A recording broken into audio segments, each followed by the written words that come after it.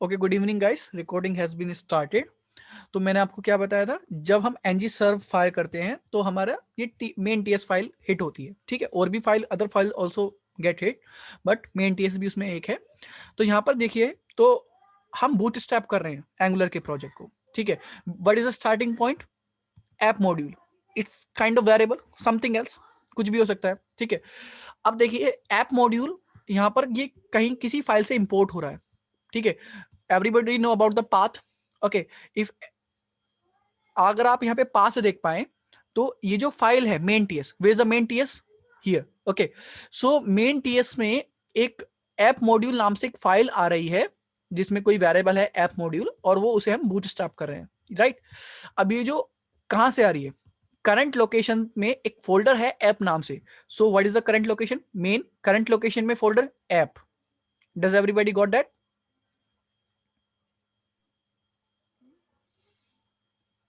Yes और no? Yes sir. Okay, तो app है, ऐप के अंदर एक ऐप मॉड्यूल नाम से फाइल है, तो ऐप के अंदर फोल्डर के अंदर app module. So it is the starting point.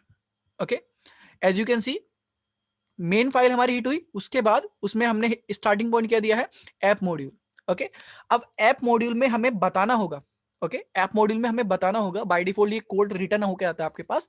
हमें बताना होगा कि हमारा स्टार्टिंग कंपोनेंट क्या होगा, जो सबसे पहले रेंडर होगा स्क्रीन पे। ओके, तो यहां पर हम बूटस्ट्रैप कर रहे हैं। अगर आप देखें कोडिंग में, अभी इसका मतलब आपको समझ में नहीं आएगा क्या है, धीरे धीरे बाद में समझ में आएगा। अगर आप यहाँ पे सिंपली देख सकें, बूटस्ट्रैप कर रहे हैं हम किसको? ऐप कंपोनेंट को, मतलब some another variable. Now from where it is coming? App component. अगर आप देखिए ऐप कंपोनेंट जो हमारा ये वेरिएबल आ रहा है, कहां से आ रहा है? Current location from this file. Current location में एक फाइल है जिसका नाम क्या है? App component. So where is it? So app component, app component, app component, app component. यहाँ पे 4 फाइल है ऐप कंपोनेंट नाम से। जब भी हम इंपोर्ट करते हैं तो बाय डिफॉल्ट हमारी टीएस फाइल लोड होती है। ये किसके लिए होती है? ये टेस्टिंग के लिए फाइल होती है, इसकी रिक्वायरमेंट नहीं है आपको। ठीक है, अब यहाँ पर देखिए app dot component dot TS, ये बाय डिफॉल्ट, मतलब यहाँ पे आपको टीएस लिखने की जरूरत नहीं होती। ठीक है, ये आपकी फाइल लोड होती है, ये सीएसएस नहीं होगी, एचटीएमएल नहीं होगी। ओके, अब यहाँ पे मैं इस फाइल को ओपन कर लेता हूँ। यहाँ तक पॉइंट क्लियर सभी को? यहाँ तक सभी को point clear?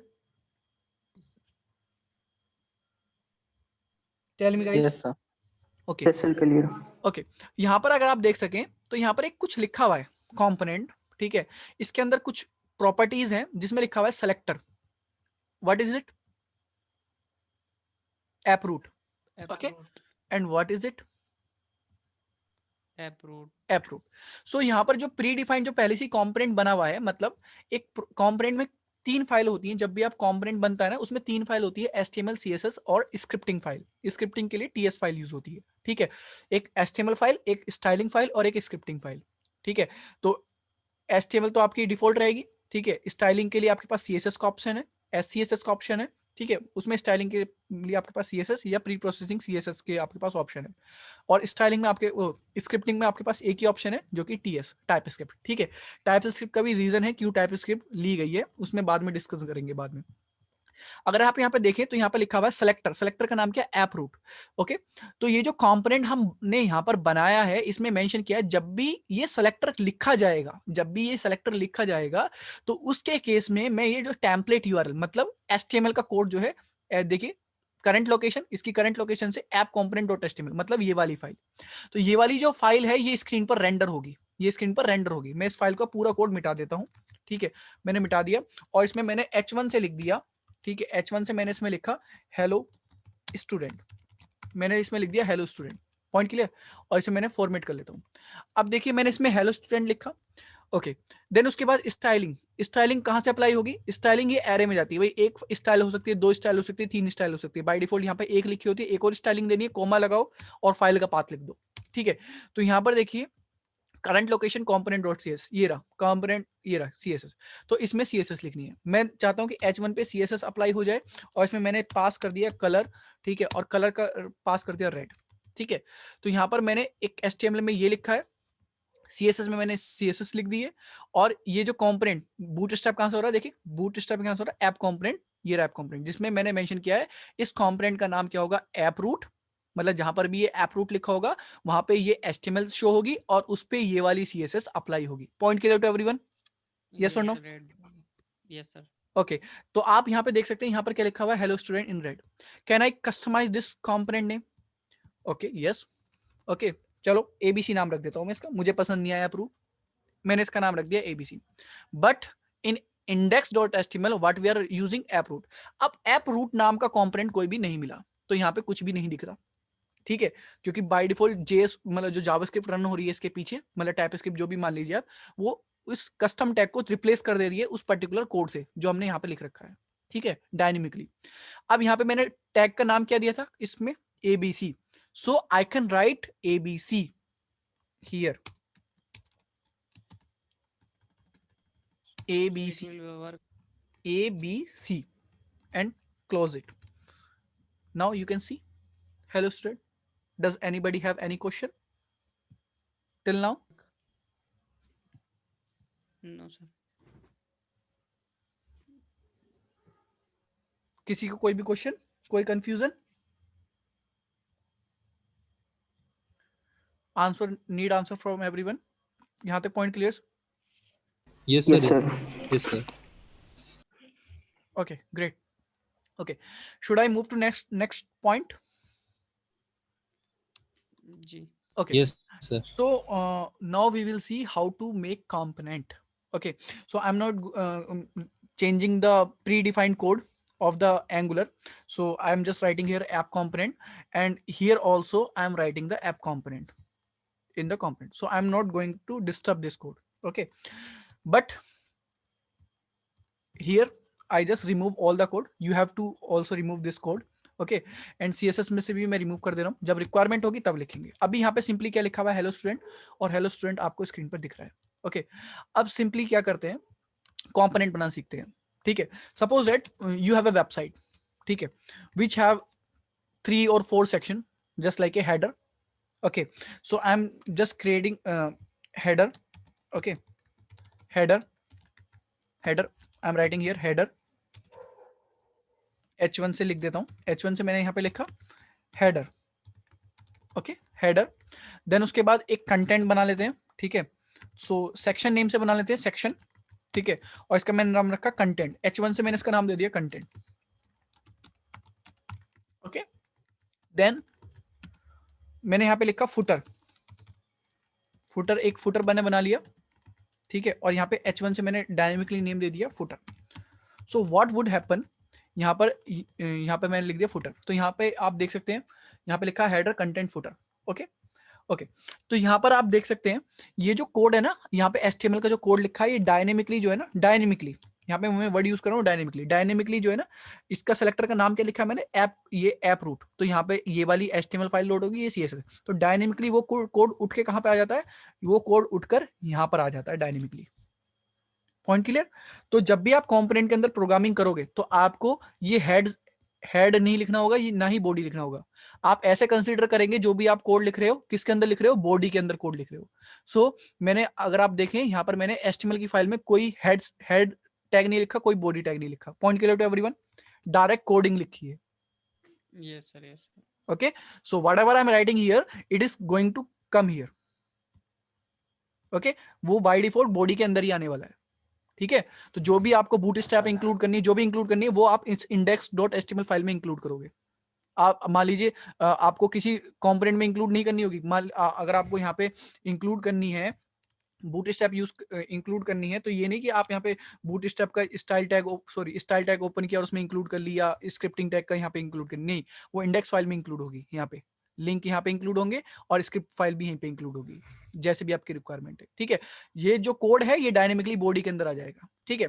Okay, now discuss on the component, how we can create the component. Okay, so एक प्रोजेक्ट, एक फोल्डर हायरार्की होती है जिसे हम लेके चलते हैं। जब प्रोजेक्ट क्रिएट करना सीखेंगे, प्रोजेक्ट पे वर्क करना सीखेंगे, तब एक प्रोजेक्ट हायरार्की लेके चलेंगे। But now I am not taking the any project hierarchy, I am just going to focus on the component. Okay, so just right click on the, okay, just right click app and open in terminal.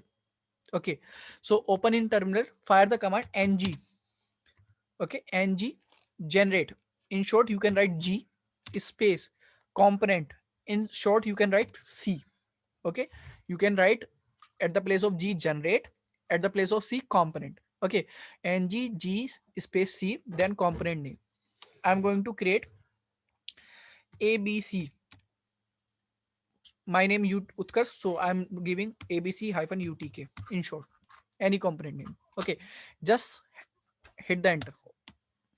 Okay, so Angular CLI do work for you, ये आपके लिए work करेगा, ठीक है। पहले क्या होता था, एंगुलर CLI नहीं था, मतलब कमांड प्रॉम्प्ट नहीं था, कमांड लाइन आर्गुमेंट नहीं था, तो आपको कस्टमली बनाना पड़ता था, फोल्डर बनाना पड़ता था, उसके अंदर फाइल बनानी पड़ती थी, ठीक है। देन उसके बाद अगर आप देखिए ये 3 फाइल बनी है, then something update happened in app module file. कौन सी फाइल में? इस वाली ऐप मॉड्यूल फाइल में कुछ अपडेट हुआ है, ठीक है। तो वो हमें पहले कोड लिखना पड़ता था पूरा पूरा, but now we just fire a command and everything done automatically, ठीक है। बट ऑटोमेटिकली मतलब ये नहीं कि हमें पता नहीं होना चाहिए, हमें पता होनी चाहिए सारी चीजें। Okay, you can delete this file. Okay, so app component, यहाँ पे हमने एक कंपोनेंट बनाया जिसका नाम क्या है, ABCUTK। ओके, ABCUTK लिखा। यहाँ पे जब भी आप कंपोनेंट बनाते हो बाय डिफॉल्ट उसके अंदर 3 फाइल मिलेंगी आपको, styling, HTML and scripting file. Scripting file में no option, only TS। Okay, तो यहाँ पर अगर आप देखें, ये हमारी 3 तो फाइल बन गई, 1 2, इसको आप छोड़ दीजिए, ठीक है, मैंने डिलीट कर दी है, no requirement as per now, ठीक है। तो ये TS फाइल होगी, ये CSS फाइल होगी। अब यहाँ पर अगर आप देखें, अपडेशन जो हुआ है वो यहाँ पर हुआ है। अगर मान लीजिए आपने सभी ने प्रोग्रामिंग पढ़ी है, everybody know about the C language little bit. Yes sir. Okay, so अगर मान लीजिए मैंने एक A नाम के वेरिएबल में कोई वैल्यू डालनी है 20, so can I do that before declaring that? क्या मैं कर सकता हूँ? After No, sir. डिक्लेरेशन। मुझे पहले डिक्लेयर करना पड़ेगा, मुझे कहीं पे बताना होगा जी कि जी भाई मैंने एक वेरिएबल बनाया है जिसमें मैं वैल्यू डाल रहा हूँ, राइट। तो इसी जी तरह जी से जी। मैंने कंपोनेंट बनाया, जब तक ये एंगुलर की नॉलेज में नहीं होगा तो क्या मैं इसका यूज कर पाऊंगा? No sir. Okay, so every component, जो भी आप कंपोनेंट बना रहे हैं, ठीक है, देखिए बाय डिफॉल्ट जब आपकी वेबसाइट चलती है तो उसमें एक मॉड्यूल लोड होता है, एक मॉड्यूल, ठीक है। मॉड्यूल को आप ऐसे समझ लीजिए, वो एक ऐसा सेक्शन है जिसमें डिक्लेरेशन होता है, ठीक है। तो मॉड्यूल आपका लोड होता है। तो जितने भी आप कंपोनेंट बनाएंगे, जितने भी कंपोनेंट, 1 बनाएंगे 2 बनाएंगे, जब तक ये मॉड्यूल कौन सा लोड है आपका वेबसाइट पे? App, app module, right, app module. अब ऐप मॉड्यूल को पता ही नहीं होगा कि कौन सा कंपोनेंट आप यहाँ पे ऐप मॉड्यूल को, आपको पता ही, ऐप मॉड्यूल को पता ही नहीं होगा कि कोई ABC नाम का कंपोनेंट है, तो ये क्या रेंडर कर देगा वेबसाइट पे ABC नाम के कंपोनेंट को? बताइए। No sir, we have to declare हाँ, first. Right. So whatever component we are creating, we have to declare in which, in module file. किसी भी मॉड्यूल फाइल में डिक्लेयर करना होगा। अभी हम एक ही मॉड्यूल पढ़ रहे हैं, ऐप मॉड्यूल। ओके। जब मॉड्यूल बनाना सीखेंगे तब और डायनेमिकली सीखेंगे। तो हमने जो भी कंपोनेंट बनाया है उसे डिक्लेयर करना होगा हमें, किसमें? ऐप मॉड्यूल में। Point clear to everyone? Yes sir. Okay, so अगर आप देखें यहाँ पर, तो ऐप मॉड्यूल में अगर आप जाएंगे तो यहाँ पर एक लाइन ऐड हुई है, कौन सी वाली? ये रही। ये तो पहले से लिखी थी ऐप कंपोनेंट, जो बूटस्ट्रैप हुआ स्टार्टिंग पॉइंट। अगर आप यहाँ पे देखें, एक इंपोर्ट फाइल हुई है ABCUTK कंपोनेंट। जब मैंने एक कमांड फायर की थी यहाँ पर, तो ABC-UTK, तो ये ABC-UTK यू जो कैपिटल हो गया, ठीक है। देन कंपोनेंट लास्ट में पोस्ट फिक्स जो भी है ऐड हो गया। ये फाइल का पाथ लिखा हुआ है, अगर आप देख पाए तो ये रहा ABCUTK फोल्डर, और इसके अंदर कंपोनेंट फाइल ये रही TS फाइल, ठीक है। तो ये फाइल आ रही है, मतलब ये वाली जो फाइल है, यहाँ से इन्हें बाकी फाइल को बंद कर देता हूँ, ठीक है। तो ये वाली जो फाइल है यहाँ एक्सपोर्ट हो रही है। क्लास का नाम क्या है? ABC उत्कर्ष UTK कंपोनेंट। तो ये यहाँ पर हमने इंपोर्ट कर ली, ठीक है, ये रही इंपोर्टेड, इंपोर्ट कर लिया। Now I can use it. तो इंपोर्ट करने के बाद डिक्लेरेशन देना पड़ता है। तो डिक्लेरेशन नाम की एक एरे है यहाँ पर, जिसमें हमें डिफाइन करना होता है। तो ये जब हमने इंपोर्ट कर ली, तो इंपोर्ट करने के बाद यहाँ पे हम कोमा लगाएंगे। देन उसके बाद हमें क्या करना होगा, यहाँ पे इस वेरिएबल को डिक्लेयर करना होगा, component name को। Point clear to everyone? Now I can use this component. Point clear to everyone? Yes sir. Okay. So what I'm going to do here? Okay. So मैंने क्या किया, ये हेडर का जो कोड है ना, ठीक है, मान लीजिए सेक्शन का कोड है कुछ भी। मैं चाहता हूँ ये जो सेक्शन का कोड है इसमें ये कोड आए, ये वाला कोड, ठीक है, ये वाला कोड आए, इसमें जो भी लिखा हो। मैंने लिखा H1 से, इसमें लिखा this is UTK component code, ठीक है, कंपोनेंट कोड मैंने शॉर्ट में लिख दिया कंपोनेंट कोड। ओके ओके, सो मुझे ये वाला कोड चाहिए। अच्छा, ये जो कंपोनेंट है, देखिए अगर आप देखिए ध्यान से देखिए तो कौन सी फाइल से ये आ रहा है बाय डिफॉल्ट, कौन सी फाइल आती है .ts। अच्छा, कंट्रोल प्रेस कीजिए, इस फाइल के ऊपर जाइए तो आपके ऊपर माउस आएगा यहाँ पे। अगर आप इस पे क्लिक करेंगे तो देखिए ये वाली फाइल आ गई, यही वाली जिसके बारे में बता रहा था। अच्छा, सेलेक्टर का नाम क्या है, ऐप ABC के UT के, तो इसको आप कॉपी कर लेंगे। So it's a custom tag name, you can think like that. Okay, so जब भी मैं यहाँ पे लिखूंगा इस कस्टम टैग का नाम, तो कस्टम टैग जब भी मैंने ये लिखा तो इस कस्टम टैग से कौन सी HTML बाइंड है, ये रही, और इससे CSS कौन सी बाइंड है, ये वाली। तो ये जो HTML है ये वहां पर आ जाएगी डायनेमिकली। कहां पर आएगी, जहां पर ये टैग लिखा होगा। कहां पर लिखा हुआ है भाई टैग, ये यहां पर लिखा हुआ है। ठीक है, तो अब देखिए आप, तो यहां पे लिखा हुआ है दिस इज UT के component code. Point clear to everyone, point clear to everyone, बताइए। Yes, sir. ओके, मान लीजिए इसमें 100 लाइन का कोड लिखा हुआ है, 100 टाइम्स लिखा हुआ है, 100 टाइम कुछ कोड लिखा हुआ है, कुछ मतलब कुछ कोड लिखा हुआ है। अब इस ये जो पर्टिकुलर कोड है, ये जो पर्टिकुलर कोड है, अब देखिए कंपोनेंट का यूज देखिए। मान लीजिए ये कोई 1000 लाइन का कोड है जो कोई वर्क परफॉर्म करता है। ठीक है, तो अगर आपकी कंपोनेंट प्रोग्रामिंग नहीं होती तो आपको ये 1000 लाइन का कोड आपने लिखा, एग्जाम्पल, देन उसके बाद आपने कुछ कोड और लिखा। ठीक है, मैं यहाँ पे लिखा, P से लिख देता हूँ, कुछ भी कोड आपने लिखा। ठीक है, और फिर क्या हुआ, फिर आपको उसी फंक्शनलिटी की जरूरत पड़ी, उसी पर्टिकुलर कोड ब्लॉक की, मतलब उसी particular code block of code की जरूरत पड़ी, तो आपको दोबारा से वो 1000 लाइन का कोड लिखना पड़ा। राइट, दोबारा से 1000 लाइन का कोड लिखना पड़ा, तो आपको ये रीराइट करना पड़ा कोड। यस और नो? यस सर, इससे आपका पेज का साइज बढ़ गया, तो देखिए ये यहां पर आ गया, कोई इशू नहीं हुआ। बट अगर ये हमारा कंपोनेंट होता तो मैंने क्या किया, ये कोड उठाया। अब कंपोनेंट प्रोग्रामिंग है तो बार बार मत लिखो, जो बार बार कोड यूज लिखा जा रहा है उसे उसका एक अलग कंपोनेंट बना दो, एक तरह से ही समझ लो। ठीक है, तो मैंने ये जो पर्टिकुलर कोई फंक्शनलिटी परफॉर्म करता है कंपोनेंट, ठीक है, क्योंकि इसमें HTML है, इसकी CSS और इसकी TS है। ठीक है, तो मैंने ये कोड लिखा, अब मुझे ये कोड चाहिए। ठीक है, तो इसका एक कस्टम टैग बन चुका है। आप इस कस्टम टैग को नाम चेंज भी कर सकते हो, पर जो मैं आपको बताऊं, नेम चेंज नहीं करना चाहिए, नेम वही रहने देना चाहिए जो आपने कंपोनेंट को नाम बनाते वक्त दिया है। ठीक है, क्योंकि स्टैंडर्ड रहता है ये चीज। ठीक है, अब देखिए यहाँ पर जो है ना, इसमें मैंने बस क्या लिखा, इस कस्टम टैग का नाम लिखा। ठीक है, कस्टम टैग का नाम लिखा, देन मैं कोड, मुझे ये कोड जो है ना 5 बार चाहिए, 10 बार चाहिए, 20 बार चाहिए, just I need to write the tag name, only tag name. So what I am going to here, write the tag name, copy, then paste, then paste, then paste. I write only 4 line of code. So suppose that 1000 line का code लिखा हुआ है, so I just write 4000 line in 4 line. Point clear or not? You can see here. अब आपको समझ में आया what we are doing in component, just like we are creating a custom tag. Okay, अब custom tag यहां तक point करें सभी को। Hello, Yes, sir. ओके, किसी को कोई कंफ्यूजन, एनीबॉडी ऑफ यू?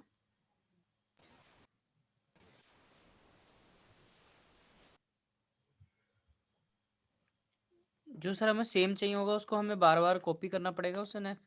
नहीं नहीं, कॉपी नहीं करना होगा। मैं यहाँ पे आपको बता रहा हूँ कि मान लीजिए ये कोड आपको कहीं और भी चाहिए, तो आपको Excuse हाँ लिखना कोई होगा, आपको बस वो टैग का नेम यूज करना होगा। सर, इसमें लूप का कंसेप्ट भी लग जाता है ना? हाँ, लूप कॉन्सेप्ट लग जाता है, अभी लूप पे पहुंचे नहीं है। Okay sir. Okay, yes sir. Yes sir. अच्छा, जब लिफ्ट नहीं थी तो लोग सीडीओ से जाते थे, फिर लिफ्ट आ गई, बट उससे पहले सीडी के बारे में तो जानना होगा, कि ऊपर जाने के लिए सीडी का यूज होता है। जी जी गॉट माई पॉइंट? अगर मैं आपको डायरेक्ट मैं आपको प्रोजेक्ट पे काम करवाने लगूं, आप बोलेंगे ये क्या होता है, वो क्या होता है, तो start from the beginning.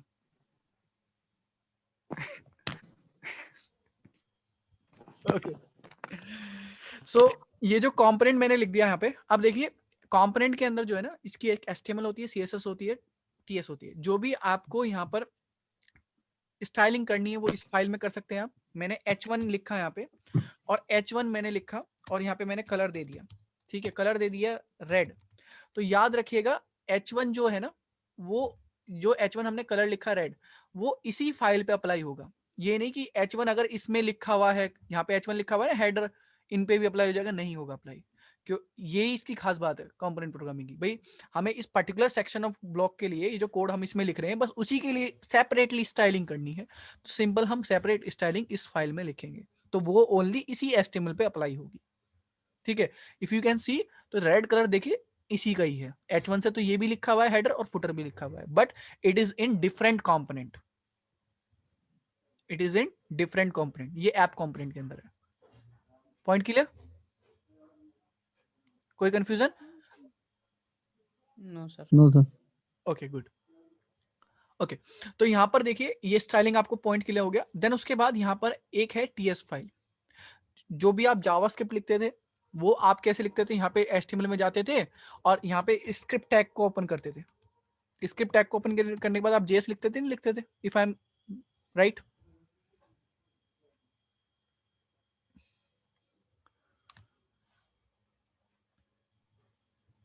Yes sir. Okay, so now अब जो है आपको ऐसे नहीं करना होगा। जो भी आपको इस पर्टिकुलर कंपोनेंट के रिगार्डिंग, जो भी इस पर्टिकुलर कोड के रिगार्डिंग आपको स्क्रिप्टिंग लिखनी है, वो इस टीएस फाइल में लिखेंगे। ओके, अब देखते हैं प्रॉपर्टी बाइंड कैसे करते हैं। मैं यहाँ पे एक वेरिएबल बनाता हूँ। मैंने एक वेरिएबल बनाया जिसका नाम मैंने रखा है, वेरिएबल का नाम रखा नेम, रख देता हूँ, इसका मैंने नाम रखा नेम। ठीक है, अब नेम नाम का वेरिएबल मैंने रखा। ठीक है, नेम रखा और नेम में मैंने वैल्यू डाली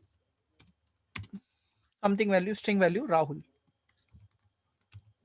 ओके, मैंने इसमें डाली राहुल, देन उसके बाद सेमीकोलन। ठीक है, तो मैंने एक वेरिएबल बनाया राहुल, नेम नाम का वेरिएबल बनाया और उसका नाम, उसमें वैल्यू दी राहुल। मैं चाहता हूं जो भी इस नेम में वैल्यू है वो कहां पर प्रेजेंट हो, इस HTML में प्रेजेंट हो। It is variable, you can see here variable. So मैं यहां पर लिखता हूं, मैंने लिखा माई नेम इज। ठीक है, अब मुझे जो नाम है वो वेरिएबल में से चाहिए, जो कि कहां पर है, इस टीएस फाइल में है डायनेमिकली। तो कस्टम जेएस में आपको बहुत सारी लाइन ऑफ कोड लिखना पड़ता है कि पहले इस H1 टैग को सेलेक्ट करो, उसके अंदर डॉट इनर HTML प्रॉपर्टी लगाओ, देन उसके अंदर वैल्यू इंसर्ट करो, अगर किसी ने कस्टम जेएस पढ़ी है तो। ठीक है, यहाँ पे एकदम इजी है। यहाँ पर आपको ये नेम वेरिएबल अपनी टीएस फाइल में चाहिए, अपनी HTML फाइल में चाहिए। कहाँ पे देखिए, ये जो टीएस है ये इसी HTML की, याद रखिएगा। तो जो भी इसमें वेरिएबल बने हैं वो इस HTML में ही वर्क करेंगे। ठीक है, ओके, तो यहां पर मैं जाऊंगा और यहाँ पे प्लेस होल्डर ओपन करूंगा, डबल कर्ली ब्रैकेट एंगुलर का। ठीक है, तो इसके बीच में मैं क्या लिख सकता हूं, जो भी मैं कोड लिखूंगा वो एक एग्जीक्यूटेबल कोड होगा। ठीक है, अब यहां पर मैंने लिखा नेम। तो नेम क्या है भाई, क्या आपने नेम नाम का कोई वेरिएबल बनाया है इसमें? ये रहा नेम नाम का वेरिएबल। अगर नहीं बनाया होता तो क्या आ जाता, एरर आ जाता। ठीक है, अगर मैं यहाँ से इसे हटा देता हूँ, ठीक है, यहाँ पे पहले से कुछ एरर भरे हुए हैं, मैं दोबारा से सर्व कर लेता हूँ।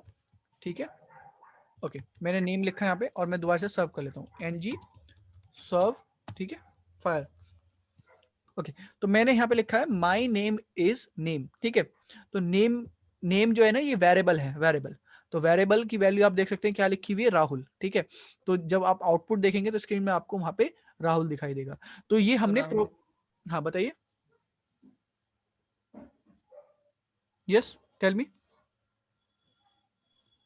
शुभम आप, कुछ नहीं। ओके, शुभम का नाम लिख देते हैं हम।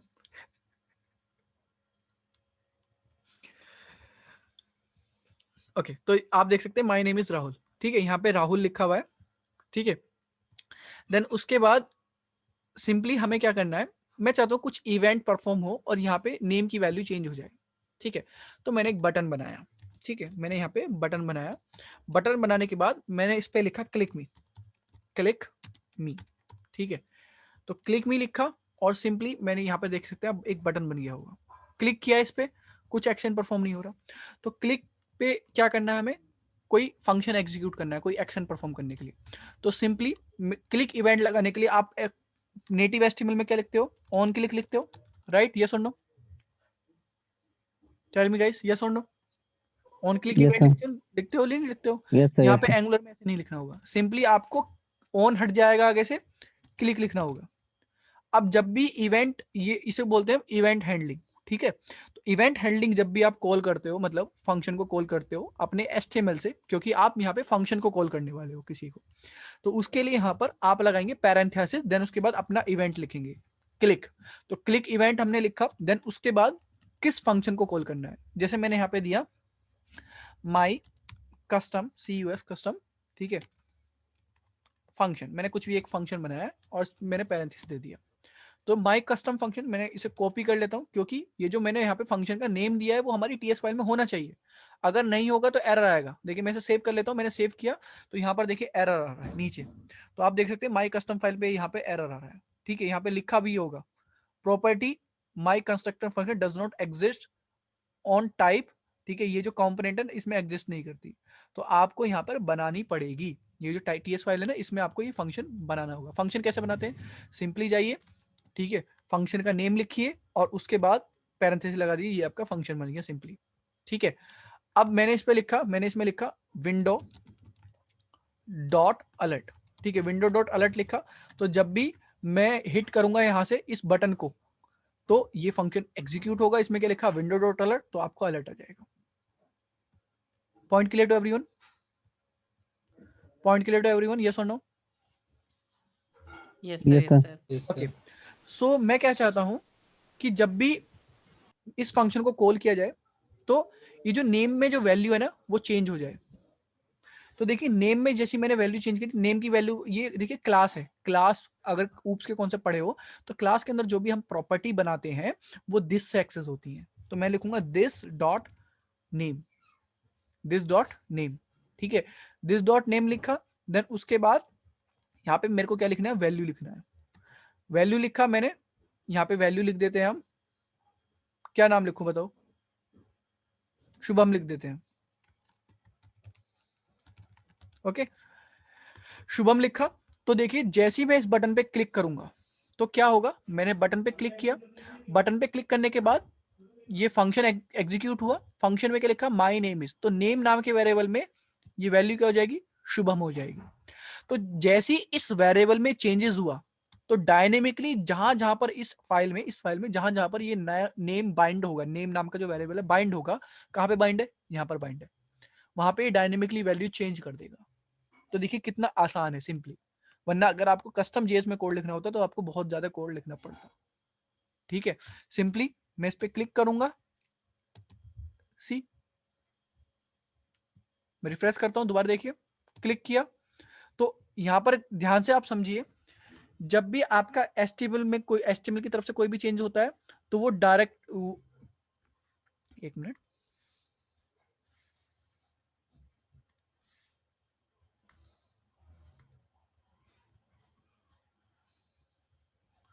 Okay,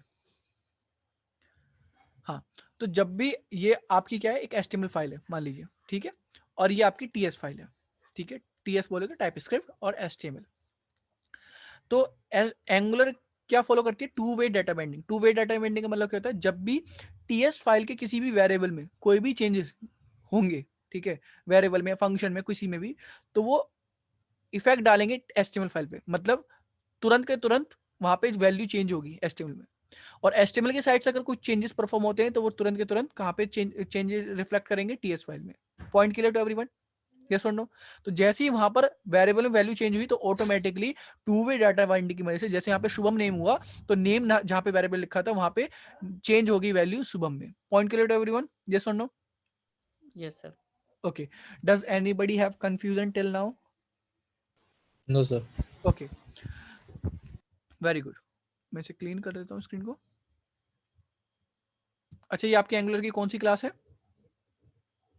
So first class. Okay, first second है सर। सेकंड है, ओके, ग्रेट, सर फर्स्ट में तो बेसिकली इंस्टॉलेशन ही हुआ है मेरा। Okay, okay. So if you can see here, header है, देन फुटर है, तो हम हेडर फुटर को भी अलग बना लेते हैं, ओके। तो हेडर और फुटर को हम अलग बना लेते हैं। तो यहाँ पर मैं जाता हूँ, ये जो ऐप, राइट क्लिक किया, ओपन इन टर्मिनल, ठीक है, देन उसके बाद ng, क्या कमांड बताई थी, ng generate C for component, ng generate, मुझे हेडर बनाना है। तो आप चाहे तो अपने नाम का हेडर दे दीजिए, बस सिंपली मैं हेडर नाम दे रहा हूँ, हेडर मैंने नाम दिया, ठीक है, हेडर नाम दिया, ठीक है। ये मत सोचिए कि हेडर ही नाम देना है, आप कुछ भी नाम दे सकते हैं, पर नाम ऐसे हो सेंसिबल हो, ये नहीं कि एबीसी रख दिया, ए रख दिया, बी रख दिया। वो तो मैंने आपको एबीसी देने के लिए इसलिए समझाया ताकि आप ये सोच सके कि आप नाम कुछ भी दे सकते हैं, बट एक नाम ऐसा हो जिसका कोई मतलब हो। हेडर दिया, क्रिएट किया, ऑटोमेटिकली आपकी 4 फाइल बनेंगी और अपडेट किस में होगा, ऐप मॉड्यूल में अपडेट होगा। तो इसमें किसी को कोई कंफ्यूजन नहीं होगी। हेडर मैंने बना लिया है। इसी तरह से क्या कर लेता हूँ, फुटर बना लेता हूँ, फुटर फुटर फुटर बना लिया, ये फुटर बन गया, ठीक है, हेडर फुटर। अब देखिए इससे एक फायदा और होता है हमें कंपोनेंट प्रोग्रामिंग से। मान लीजिए ये हेडर को मैं इस कोड को हटाता हूं यहां से, ठीक है। मान लीजिए हमारी एक टीम है और उसे एक पेज बिल्ड करना है, ठीक है। एक पेज पे कितने लोग काम कर सकते हैं एक साथ? अगर आपकी कस्टम एचटीएमएल होती, एक ही जना काम कर सकता है, यस और नो, बताइए। अगर आप सेपरेट सेपरेट भी काम करते हो तो स्टाइलिंग बिखर जाती होगी, फिर आपको पेन ड्राइव से डाटा कॉपी करना होता होगा कि भाई कहाँ कहाँ पे चेंजेस हुए, ठीक है। तो देखिए इसमें कंपोनेंट प्रोग्रामिंग में क्या फायदा हुआ, ये हेडर का कोड सेपरेट है, फुटर का कोड, ये रहा फुटर का कोड, फुटर का कोड उठाया मैंने, ये सेपरेट है, ये फुटर का कोड मैंने फुटर में डाल दिया यहाँ पे अलग, ठीक है। अब बस क्या है, यहाँ पर उनके कस्टम टैग्स हैं, ठीक है। तो इसका जो कस्टम टैग क्या है, ऐप फुटर, ठीक है। इसका जो कस्टम टैग है वो ऐप फुटर है, तो उसे मैं यहाँ पे इंक्लूड कर लेता हूँ, ठीक है, क्योंकि ये वाली जो फाइल है लोड हो रही है। तो ऐप फुटर मैंने नाम से यहाँ पे ऐप फुटर नाम से ये जो कस्टम टैग बनाया है इसे मैं लोड कर लेता हूँ। इसी तरह से ऐप हेडर, ठीक है। तो ऐप हेडर और इसे मैंने बंद कर दिया। तो देखिए ऐप हेडर हो गया, this is app header and this is app footer. So app header का कोड कहां से आ रहा है, यहां से, और ऐप फुटर का कोड कहां से आ रहा है, यहां से। तो मैं दो कैंडिडेट्स को सेपरेटली वर्क असाइन कर सकता हूं कि आप हेडर पे काम कीजिए, आप फुटर पे काम कीजिए। तो जो भी वो काम करेंगे वो डायनेमिकली यहां पर रेंडर होता रहेगा। तो वर्क डिस्ट्रीब्यूशन इजी बन गया। पॉइंट क्लियर, यस और नो? Yes sir. तो अभी तक किसी को कोई कंफ्यूजन इसमें, कोई कुछ क्वेश्चन आ रहे हो या कुछ कारस्तानी करनी हो, we can use, I think कुछ भी वर्ड, मतलब कुछ भी इसमें करना हो, वेरिएबल के साथ छेड़खानी, कुछ भी वैल्यू लिखनी हो, बताइए। सर क्लिक के अलावा कोई और फंक्शनैलिटी दिखाना sir. Okay, just like sir check box हो गएगा समथिंग। सर क्लिक करने के बाद जो वो पूरी स्ट्रिंग है ना, माय नेम इज राहुल, वो पूरी my name is Shubham print हो और विद डिफरेंट कलर हो जाए। With different colour, yes okay. Sir. तो देखिए उसके लिए क्या है, आपको क्या करना होगा, डायनेमिकली क्लास डालनी होगी। जैसे कि मैं आपको बताता हूं, मान लीजिए यहां पर देखिए एक बटन है, ठीक है, ये बटन है, बटन दिख रहा है आपको, इस पे मैंने कॉल किया, वो कस्टम एट्रीब्यूट आपने देखे हैं एचटीएमएल में। अभी बस थोड़ा सा मैं हिंट दे पाऊंगा क्योंकि टाइम कम है, ठीक है, उसे हम नेक्स्ट क्लास के लिए रखेंगे। अगर आप सिंपली, मैं आपको बताऊं, यहाँ पर एक फंक्शन है माई कस्टम फंक्शन, ठीक है। तो माई कस्टम फंक्शन है, इसे मैं यहाँ पे हटाता हूँ और मैंने सिंपली लिखा यहाँ पे विंडो डॉट अलर्ट। तो जब भी मैं इस फंक्शन को हिट करूंगा, जब भी मैं इस फंक्शन को हिट करूंगा, रिफ्रेश किया, रिफ्रेश किया, हिट किया, तो देखिए विंडो डॉट अलर्ट आ गया, हिट किया, अलर्ट आ गया, ठीक है। अच्छा, अगर मुझे इस बटन को डिसेबल करना है तो मुझे क्या करना होगा, बताइए। सिंपली डिसेबल्ड नाम का एक एट्रीब्यूट होता है, सभी को पता होगा। इसमें आप वैल्यू क्या पास करते हो डिसेबल्ड के अंदर, tell me first. True disabled sir, क्या, ट्रू। एचटीएमएल के अंदर डिसेबल्ड की कोई वैल्यू नहीं होती, ना तो ट्रू ना फॉल्स। आप इसमें कुछ भी लिख सकते हैं, चाहे ट्रू लिखिए चाहे फॉल्स लिखिए, ठीक है। आप इसमें डिसेबल, तो हम क्या करते हैं, जो एट्रीब्यूट है ना वही लिख देते हैं, डिसेबल लिखा और इधर भी डिसेबल लिख दिया, ठीक है। अब देखिए जो बटन है आपका ये डिसेबल्ड हो जाएगा, ठीक है। अब मैं अगर इसमें ट्रू भी लिख देता हूं ना, मैंने लिख दिया ट्रू, ये तब भी डिसेबल्ड है, देखिए ये तब भी डिसेबल्ड है। और यहां पर आप देख सकते हैं कलर, अगर मैं फॉल्स भी लिख दूं ना, ये तब भी डिसेबल्ड है, देखिए तब भी डिसेबल्ड है। Point clear? तो क्या मैं इसे डायनेमिकली मैनेज कर सकता हूं, बताइए, यस और no? Yes sir. No sir. नहीं कर सकता कस्टम एचटीएमएल में, उसके लिए मुझे जावास्क्रिप्ट यूज करनी पड़ेगी, बहुत ज्यादा कोड। ठीक है, तो यहाँ पर सर टाइप स्क्रिप्ट क्या यूज होती है क्या किस चीज में? सर? यहीं पे हम कर सकते हैं कंपोनेंट्स में। इसका क्या लिंक है sir? I was looking for it. हम टाइप स्क्रिप्ट ही तो यूज कर रहे हैं एंगुलर में। Okay okay. What is this syntax? .ts, sorry extension. Extension, yes sir. Okay, it ठीक इज है। Not JS। CSS एंगुलर में हमारे पास JS का ऑप्शन ही नहीं है, वो TS का कोड Yes. नेटिवली JS में कन्वर्ट कर देता है बाद में। ठीक है, अब देखिए एंगुलर में क्या है, ये जो आपके प्री डिफाइंड एट्रीब्यूट्स है ना, वो एंगुलर में अवेलेबल हैं। आप उन्हें डायनेमिकली मैनेज कर सकते हो, या तो आप कस्टम आप नेटिव लिखो एट्रीब्यूट, चाहे तो आप एंगुलर की लैंग्वेज में लिखना चाहते हो तो एंगुलर के उसमें आपको यहाँ पे इसे सबस्क्रिप्ट से ब्लॉक करना होगा। तो यहाँ पे मैंने क्या दिया है, डिसेबल्ड। ठीक है, डिसेबल्ड मैंने दिया, तो अब इसमें मैं वैल्यू पास कर सकता हूँ ट्रू फॉल्स। मैंने लिखा ट्रू, तो ट्रू लिखा तो it is disabled now. Okay, if I write here false, so it is not disabled. See, okay. इसी तरह से जो क्लास है, यहां पे मैं क्लास देता हूं, क्लास का नाम दिया मैंने, क्लास दिया और इसमें मैं दे देता हूं ब्लू, मैंने इसका नाम दिया ब्लू।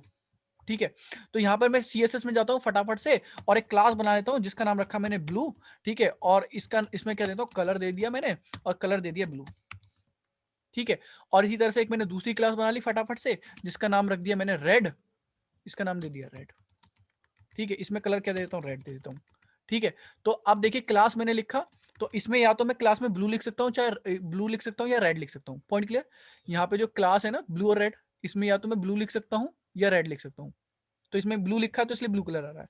अब डायनेमिकली मैनेज करना है तो मैंने इसे सबस्क्रिप्ट से ब्लॉक कर दिया। ठीक है, तो अब यहाँ पर क्या लिखूंगा मैं, यहाँ पर मैंने क्लास लिख दिया, तो यहाँ पर क्या लिखूंगा मैं, वेरिएबल लिखूंगा।